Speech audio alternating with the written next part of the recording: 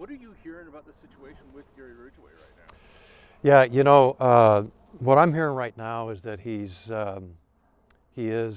uh, close to death, but I don't have any facts to back that up. I did see a photo of him about a year ago, and he was in a wheelchair.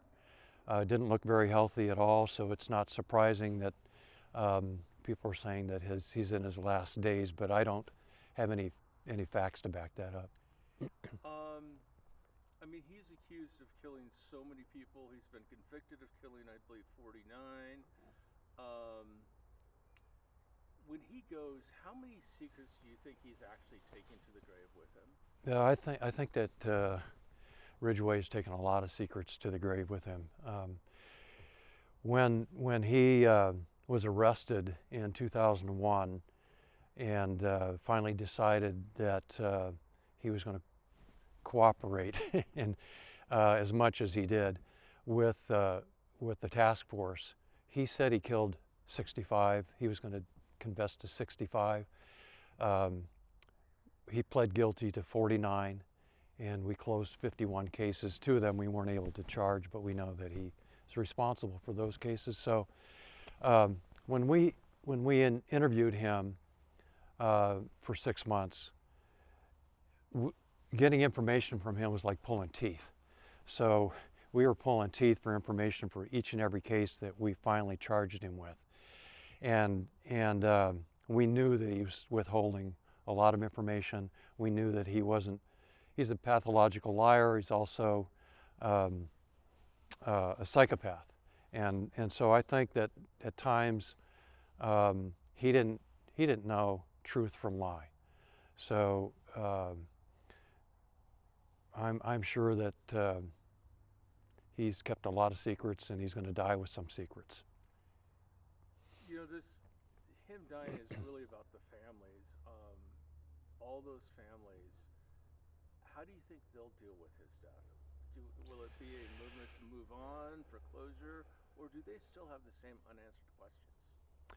I think the cases that he pled guilty to, the 49 cases, those families can never have closure. The families of missing girls and women today will never have closure until their loved one is found alive.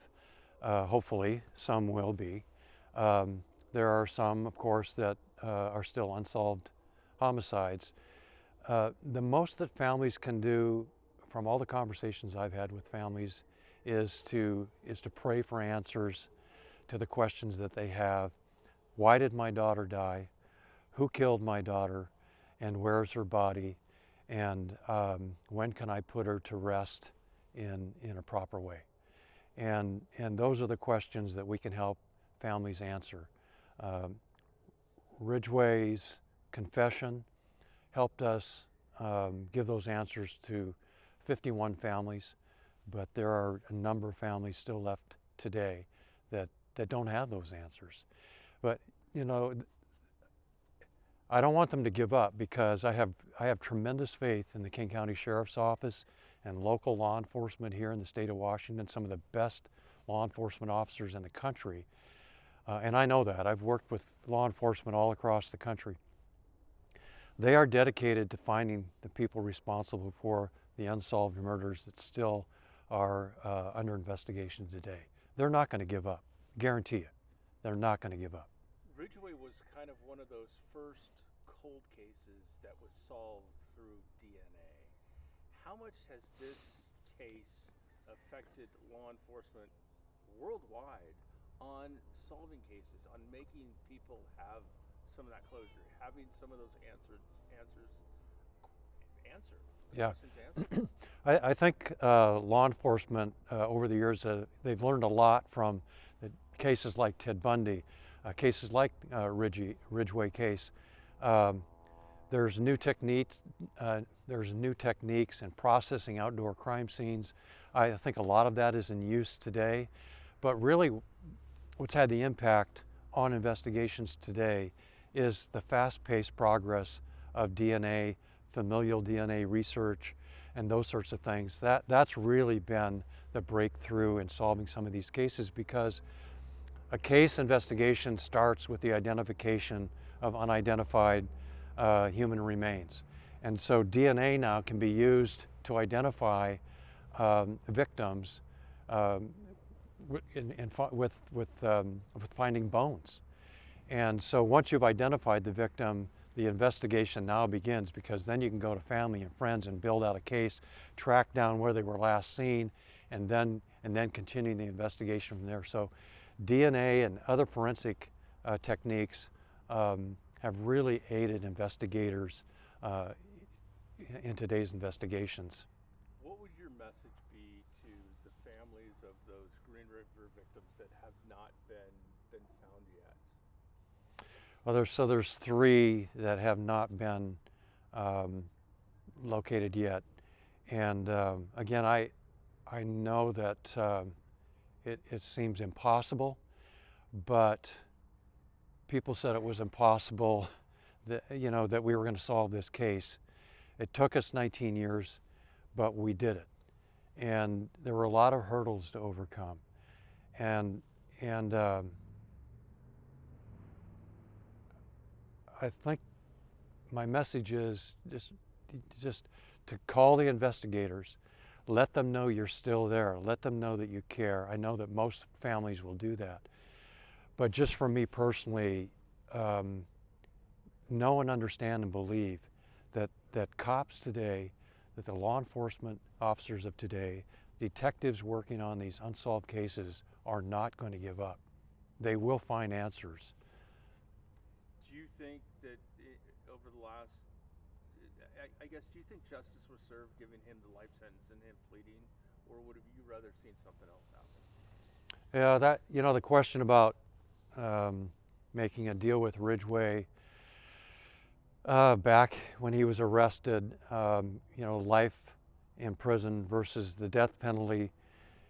Today we don't even have the death penalty, so he wouldn't, if we caught someone like Ridgway today, it wouldn't even be a question. It was a tool for us, and that's one of the reasons I was disappointed to see the death penalty go away, because with people like Ridgway, they're cowards. The first thing they want to do is save their life. How do they save their life? Confess. And that's what he did. He is a coward. He saved his life. He confessed to 49. We closed 51 cases. So yes, I think it was the right thing to do. Otherwise, we'd have only had 7 families that would really have answers to the questions they were asking, instead of 51.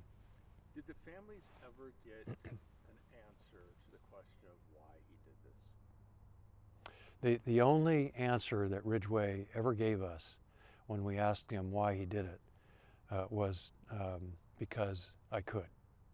That was it. And this is a typical psychopath. I mean, he's typical, no remorse, not sorry for anything, and really can't think of any other reason other than he could. How chilling was it when you were sitting down there off of Airport Way in the makeshift jail that you guys built for him? How chilling was it to sit there and talk to him? I had 3 days that I was able to visit with him and interview him, and what I remember, and I think what other detectives will tell you that were the primary interviewers, when you sat down with him and looked at him and looked him in the eye, you were looking at pure evil. I interviewed Ted Bundy in 1986 for 3 days with Detective Bob Keppel, and I had exactly the same feeling. It's just a dark, deep hole filled with evil. Hard to explain, but I think people understand it when I describe it that way. How else could you describe somebody who just randomly grabs people off the street, especially our most vulnerable young girls and young women, and takes their life?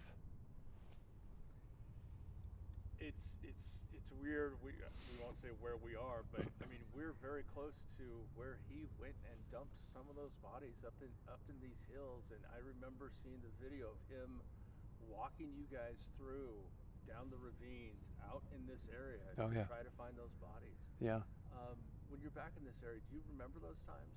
all the time. Yeah, I remember, I can close my eyes and I can see the sites where the victims were found, the positions of the body, the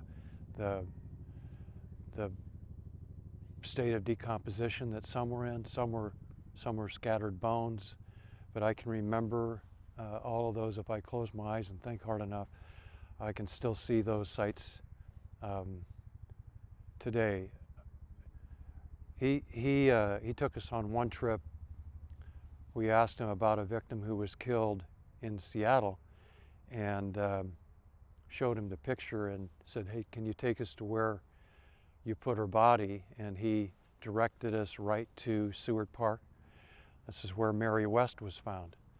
And back when the body was found, I was a detective and I was in charge of the crime scene, and there were about 125 people there that we were directing in different ways into the crime scene, into the scene where the body was found. Which path did he take?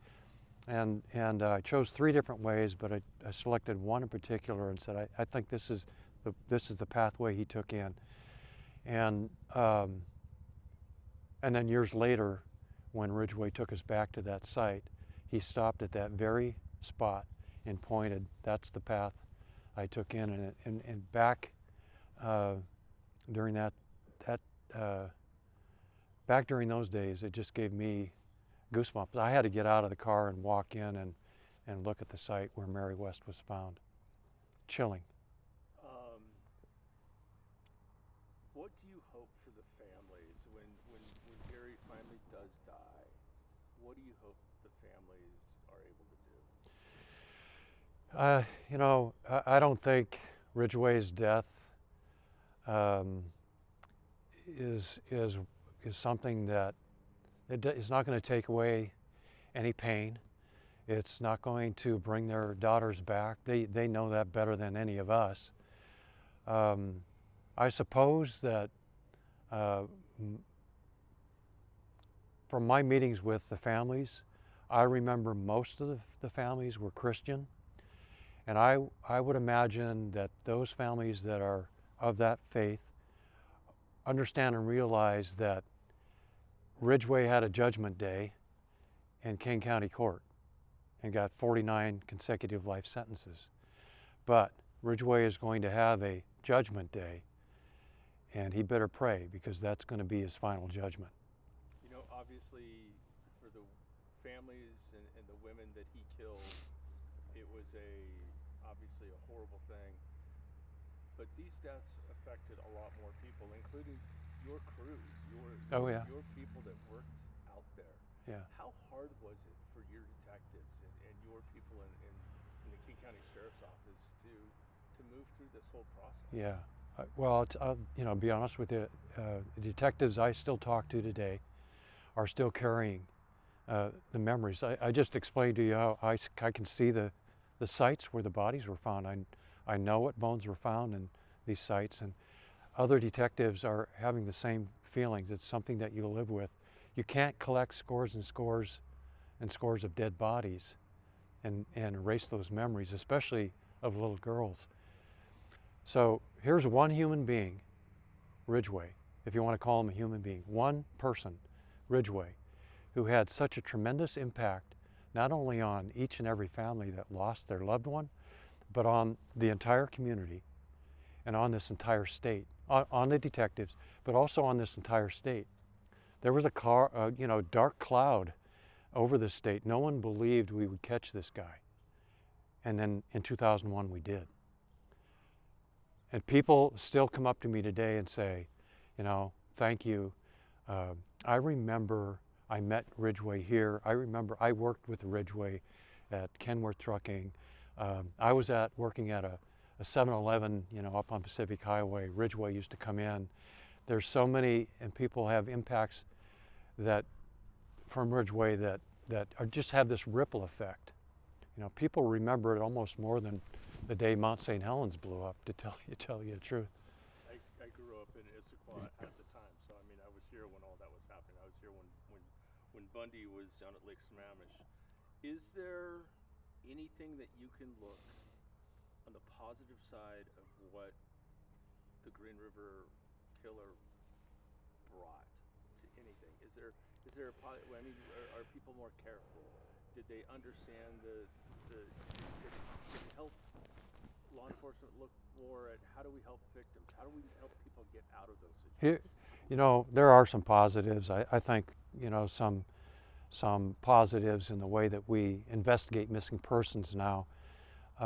We're quicker to take a missing persons report here in Washington State than we were back in the early 80s and late 70s. We shouldn't be. I know that we changed that law, and I don't know where it is now. We shouldn't be waiting 24 hours to take a missing persons report. That was one of the mistakes that put us 24 hours behind investigating, a case. I'll tell you, one of the things that I think is bothersome is that human trafficking was so prevalent back in the 80s. And we haven't learned anything today. We still drive up and down Aurora Avenue, Pacific Highway South, downtown, Tacoma, Seattle, and we drive by these young girls on the street and they're invisible to us. We haven't done enough to help young girls, and for that matter today, young boys, who are on the edge of they're vulnerable and they need help, and we need to help them rather than look at them as criminals. And that's what we did in '82. They were first arrested for prostitution, and then we said, okay, you need some help, and now they've got an arrest record. We need to help these young people before they hit the street.